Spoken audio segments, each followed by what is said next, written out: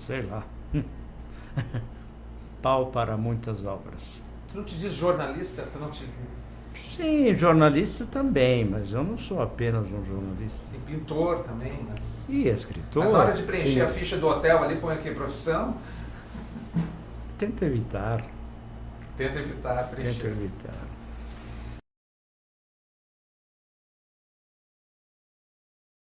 Teoricamente, oferece aos leitores, no meu caso eu penso em leitores sempre,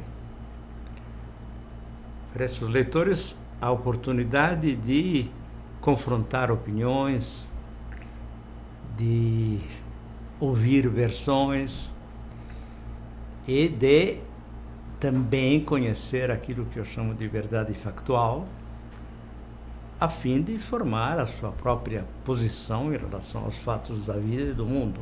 É mais ou menos por aí.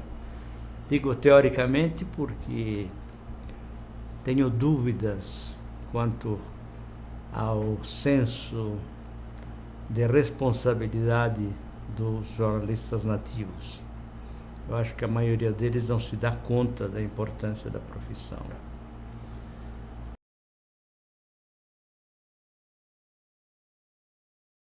Eu não me atiro a profecias. Temo esse tipo de vaticínios, né?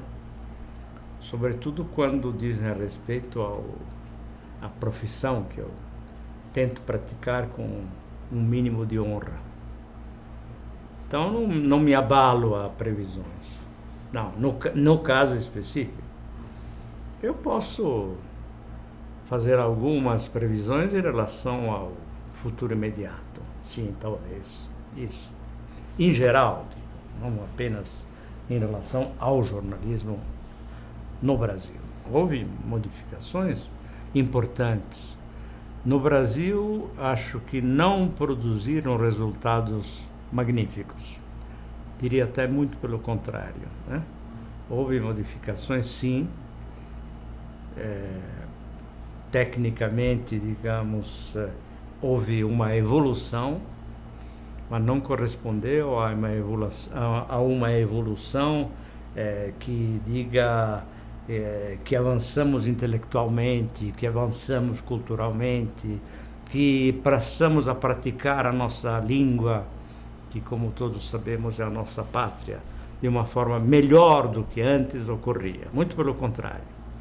Antes se dava que a língua fosse respeitada, que houvesse uma fidelidade enorme por parte de vários jornalistas a um emprego correto do vernáculo. Isso se perdeu por completo. A nossa imprensa é uma das piores do mundo. É lamentável o que é a nossa imprensa.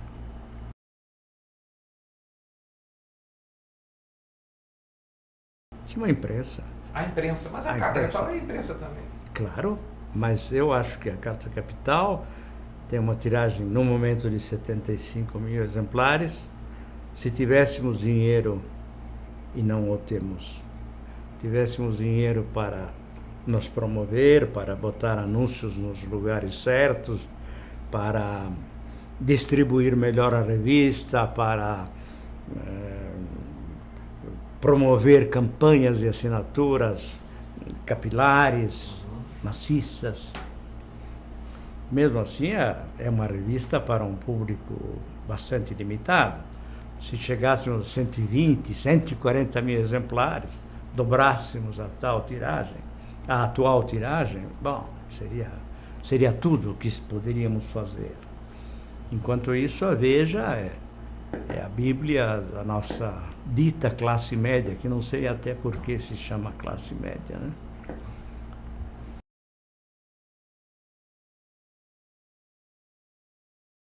Eu acho que na Inglaterra mudou muito. O jornalismo inglês é bom, melhor, muito melhor que o nosso. Bom, não se fale, pelo amor de Deus. Agora, o ponto básico aqui, a essa altura, em primeiríssimo lugar, é exatamente, se situa exatamente na questão do consenso. Ou seja, a imprensa brasileira estabeleceu vários consensos em relação a várias situações, em atendimento às vontades da Casa Grande. Então, nada se mude. Ao mínimo risco que se desenha no horizonte, uma nuvem mais pesada, talvez.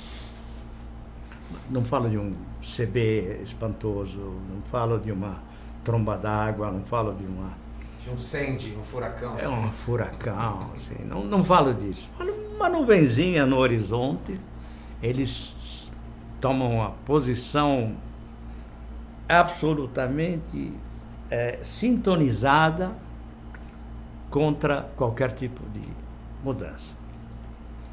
Então veja, no momento, o que acontece? Eu acho que acontece um ar estranho de tentativa de golpe, aliás. Via Supremo, uma coisa paraguaia? Como fizeram em 64, não é? Como se deu em 64. Dizer, por exemplo, que a ditadura foi militar é uma grave injustiça em relação às Forças Armadas, a esse exército de ocupação. Na verdade, são os gendarmes do poder, né? Que executaram o serviço sujo. Esse é o golpe de 64, e depois avançou com o golpe dentro do golpe, enfim. Sabemos bem como foi, mas foi uma tramóia urdida pelos vários IPES e BADES, que eram coisa de civil, né? Não eram as coisa... donas de casa também batendo panela. Sim, mas aí veja a nossa diferença com a Argentina. Uma das coisas que eu noto nesse confronto eterno entre Brasil e Argentina, confronto que começa no futebol, mas avança em outros terrenos. Pense o que é o cinema argentino hoje e o que é e continua a ser o cinema brasileiro. Somos incapazes de fazer filmes tão sutis, tão graciosos, tão elegantes, como os argentinos estão fazendo. Sem falar da literatura argentina. O Brasil virou um grande deserto. Quando eu penso que... É claro que no Brasil a mídia sempre serviu ao poder. Mas penso que tivemos jornalistas escritores, como Rubem Braga, como Gel Silveira, tivemos jornalistas como Cláudio Abramo. Confronto com os dias de hoje, Fica difícil. Fica muito difícil.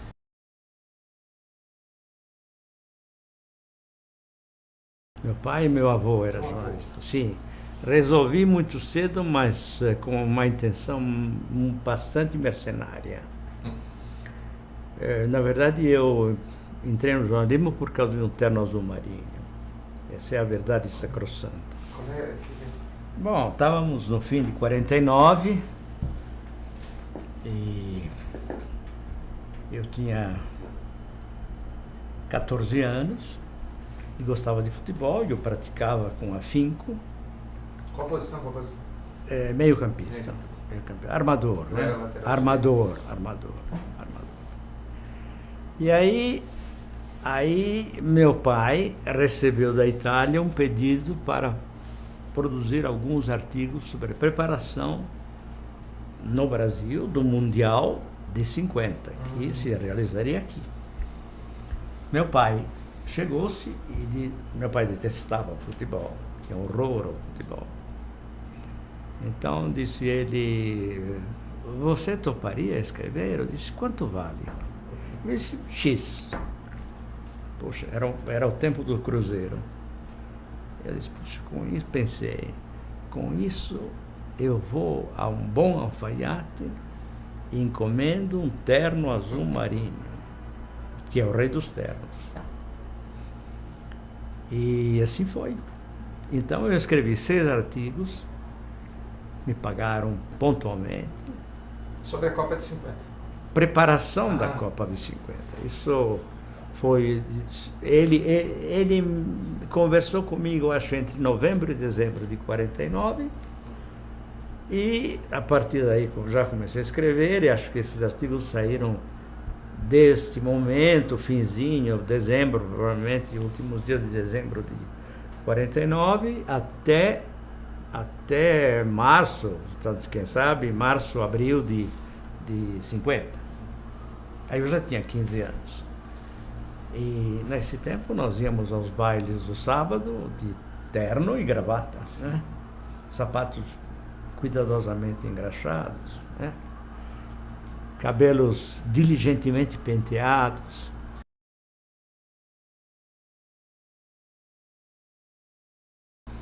Bom, alguns americanos, né? Certamente, alguns ingleses. Mas, no fundo, eu comecei assim, com esse intuito mercenário. Intuito mercenário. Então, descobri que a felicidade... Eu queria ser escritor ou pintor. Foste pintor, foste. E escritor também. Sim, eu vou publicar agora um livro. Um livro, né? O Brasil, gostei do título, muito bom. Isso, O Brasil. O Brasil. É um livro peculiar, diria, porque é, em parte, memória, mas chamaria mais de reminiscência, né? Em parte memória e em parte ficção. Mas a ficção é povoada por pessoas reais, por figuras da realidade que eu vivi.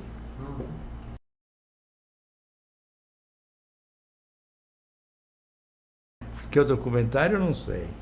A ficção, às vezes, representa melhor a realidade. A propósito do Ben Jonson, quem escreveu também páginas muito candentes a respeito do jornalismo foi Balzac, As Ilusões Perdidas.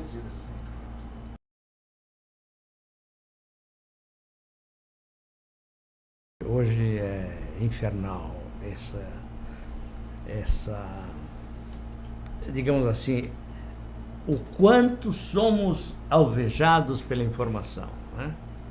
É infernal, porque todos os canais possíveis e imagináveis existem para veicular a informação, né? Então, está muito ao alcance.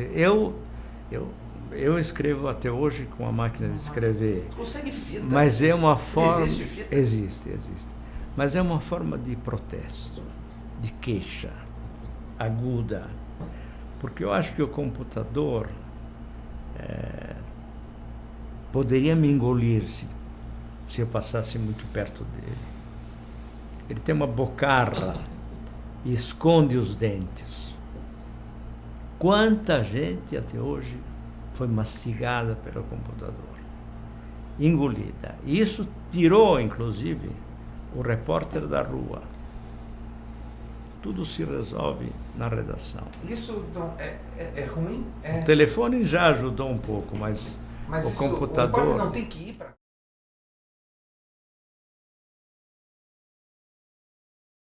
Eu acho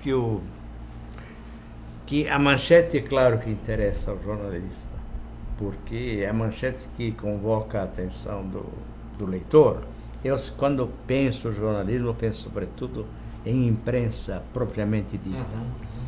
Não penso em televisão, digamos, né? Porque não sou um homem de televisão, embora eu tenha feito alguns programas de televisão. Mas o que me impressiona é que a manchete é sempre a mesma. E como a manchete, essa aspiração ao encontro com uma manchete bombástica, leva o jornalista a valorizar fatos que não merecem aquela manchete. Sobretudo, em primeiro lugar, no tamanho. Eu me pergunto às vezes, mas veja essa manchete, e se estourar a guerra? Qual será a manchete? Se isso é... Né? Se acontecer um desastre monumental, se de repente essa velha terra, porque o Brasil é uma terra antiquíssima, e por isso não temos terremotos, mas, digamos, repentinamente acontece um terremoto devastador e destrói São Paulo. Vai faltar. Qual é a manchete?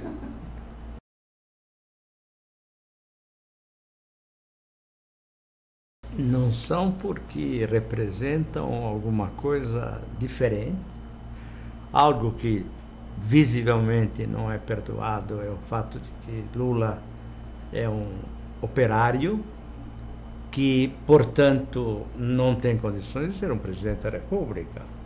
O presidente da República tem que ser um bacharel. Bacharel é importante, fundamental, né? Pois não pode cultivar uma barba daquelas, né?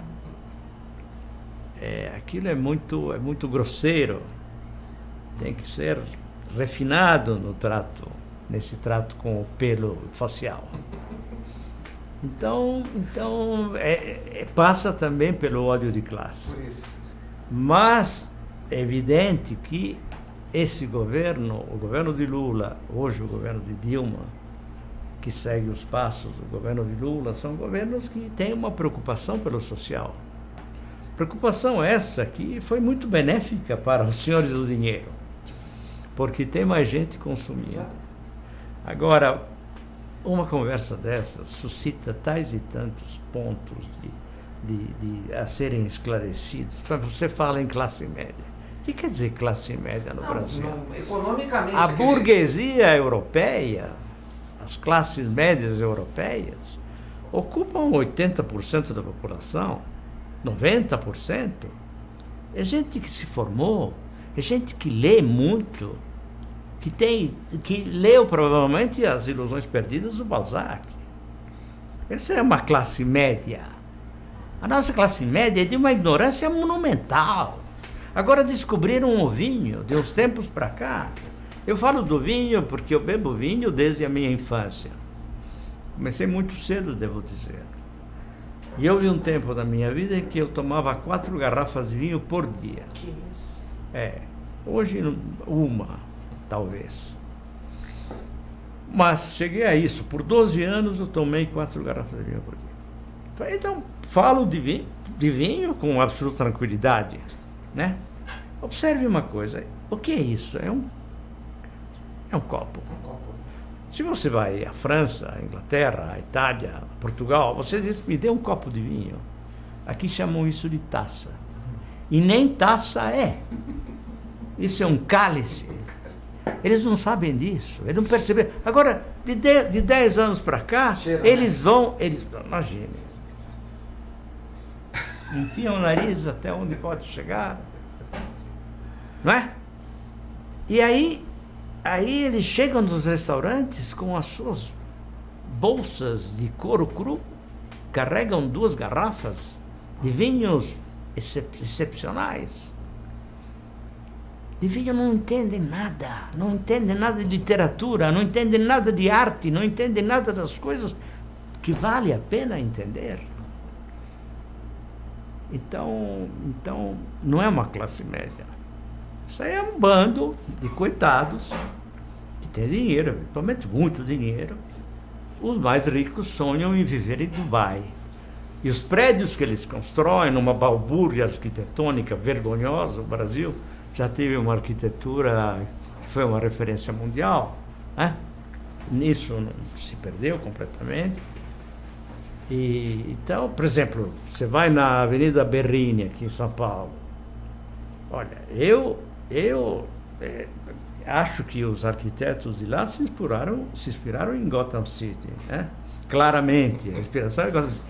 Tanto que eu juro que já vi o Batman sobrevoando aqueles prédios. Não sei. Será que, por exemplo, a editora Bio precisa receber 300 milhões de reais todos os anos em livros didáticos que só Deus sabe o que ensinam para os coitados alunos, para os infelizes alunos? Será que ela precisa receber todo ano 300 milhões de reais em livros didáticos? Será que não era melhor fazer uma pesquisa, verificar se não haveria outros livros didáticos adequados ao nosso ensino? Então, há várias coisas a serem ditas, né? Outra questão... É uma coisa mais complexa, a meu ver. Porque não existe lei, a começar pela possibilidade que no Brasil tem de se estabelecer alguém que pode ser dono de tudo, em termos de mídia, né? Então você cria oligopólios. Como evitar isso? Com leis que existem nos países democráticos e civilizados do mundo, as quais exatamente impedem que alguém possa ser dono de tudo ao mesmo tempo. Tanto a Itália quanto... Não, o presidente, felizmente, perdeu tudo. O ex-primeiro-ministro, não é o presidente da República. Mas, enfim, ele é dono de canais, é isso. Mas, repare, nesses países você tem uma mídia que manifesta opiniões contraditórias. Há um debate via mídia. Então você tem uma mídia de direita, uma mídia de esquerda, uma mídia de centro, uma mídia de meia esquerda, uma mídia de meia direita. Então você tem todo um leque de informações apresentadas, espera-se corretamente, mas discutidas de ângulos diferentes, ao sabor de opiniões diversas. Isso no Brasil não acontece. Aqui está todo mundo na mesma posição. Todo mundo malhando os mesmos Judas. Não é? Agora, veja, como se controla isso? Intervindo para que não se formem oligopólios. De onde sai uma lei que realmente consiga esse resultado? Do Congresso. No Congresso, metade dos parlamentares são donos de rádios, de televisão, distribuem a Globo, ou a Bandeirantes, ou não sei o quê, tem o jornalzinho deles. É isso. Nunca acontecerá.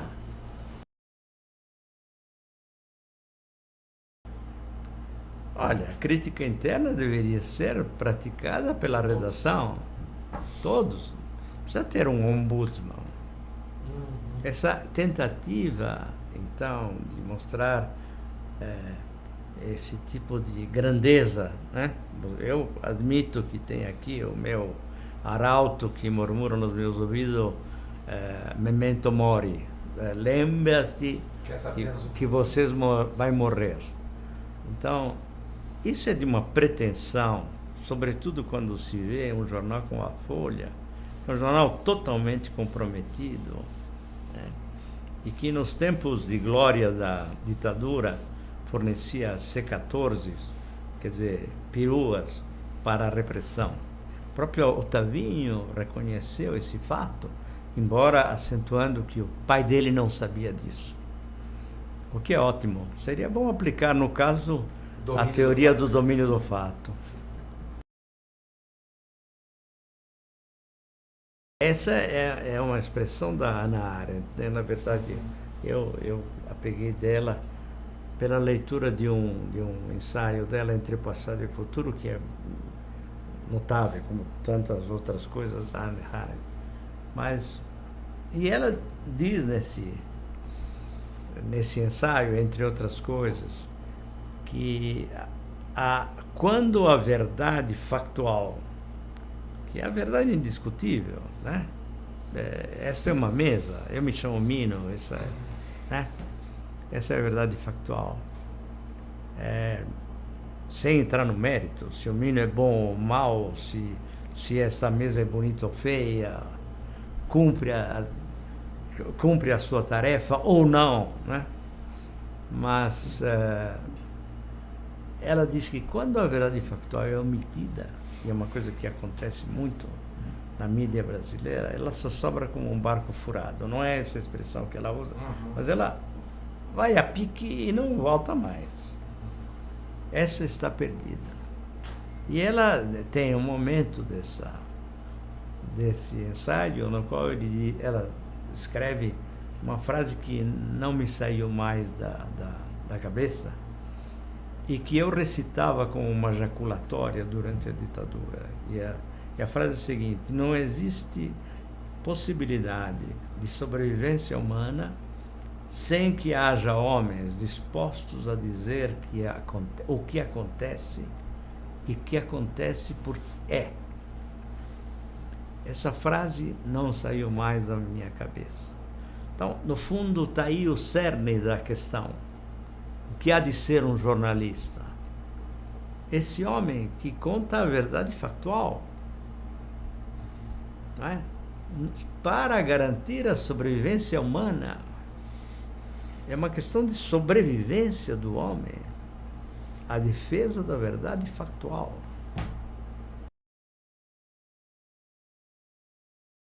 Porque aqui ninguém repercute nada. Se digamos, na Itália, alguém... Não repercute a carta, mas as outras revistas, os jornais repercutem às vezes. Não, mas repercutem. Os jornais repercutem o que interessa a eles. Na informação, quer dizer, a verdade factual, eles não repercutem se não serve ao raciocínio deles. Quer dizer, os jornais são partidos políticos. A mídia brasileira é um partido político. Não é assim na Inglaterra, não é assim na Itália, não é assim na França. A presidente,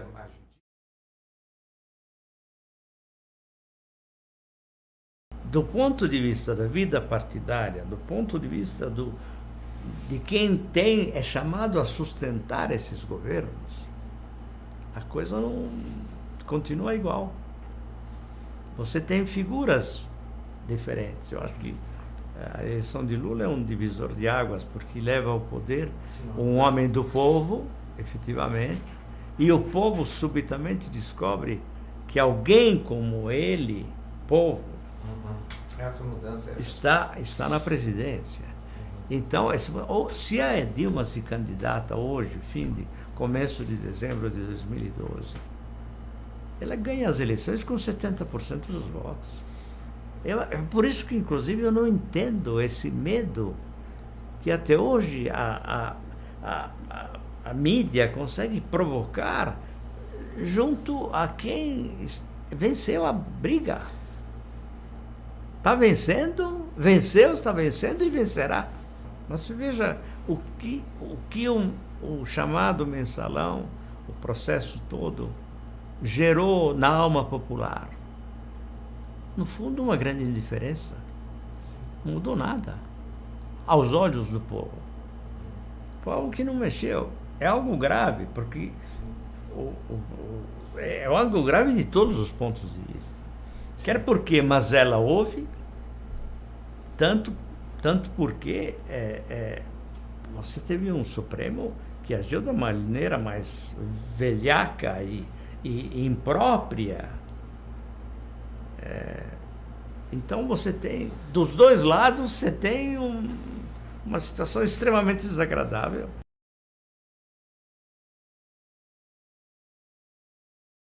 Esse relatório Levinson, que acaba de sair em dezembro de 2012, na Inglaterra, né? É impecável desse ponto, porque explica corretamente o que é liberdade de imprensa. No Brasil, a liberdade de imprensa é a liberdade que os barões mediáticos têm de dizer o que bem entendem. Verdade factual ou não, pouco importa. Isso é a liberdade de imprensa, que eles reclamam toda hora. Acho que foi notável o fato da Dilma não ter aparecido na reunião da CIP, que é uma piada, né? E a CIP, digo. E não ter comparecido à festa anual das maiores e melhores da revista Exame, ou seja, grande festa apriliana.